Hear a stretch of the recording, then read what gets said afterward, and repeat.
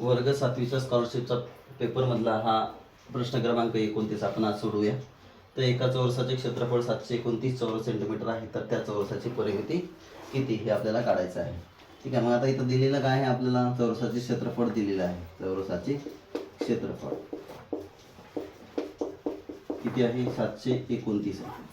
मग आपल्याला काढायचं काय आहे, चौरसाची परिमिती. मग चौरसाची परिमिती काढायची आहे तर त्याचं सूत्र काय आहे, चौरसाची परिमितीचं सूत्र आहे 4 गुणिला बाजू.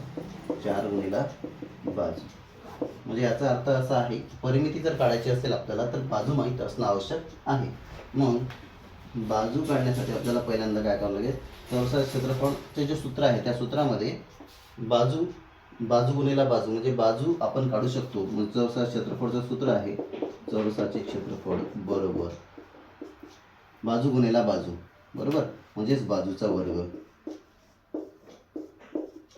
ठीक आहे. मग आता चौरसाचे क्षेत्रफळ दिलेलं आहे त्यांनी 729. इथं 729 आले बरोबर आणि बाजूचा वर्ग. बाजूचा वर्ग म्हणजे बाजू गुणिला बाजू. मग कोणत्या संख्येचा वर्ग हा 729 आहे तर तो आहे 27चा म्हणजे 27 गुणिला 27 म्हणजे 729 होते बरोबर. मग एक बाजू काय झाली, बाजूचा वर्ग. ठीक आहे. 27चा वर्ग 729 आहे.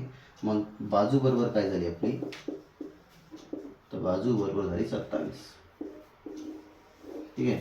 आता परिमितीचं सूत्र काय आहे आपलं, हे परिमितीचं सूत्र आहे. परिमिती बरोबर 4 गुणिला बाजू. 4 गुणिला बाजू म्हणजे हे 4 गुणिला किती, बाजू किती आहे 27 आहे.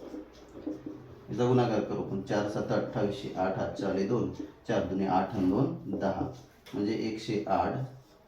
काय काढायचा, परिमिती म्हणजे काय, काय दिलेलं आहे चौरस सेंटीमीटर.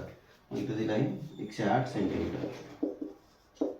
परिमिती ही सेंटीमीटरमध्ये मोजतात. ठीक आहे. हे याचं उत्तर असणार आहे. ओके.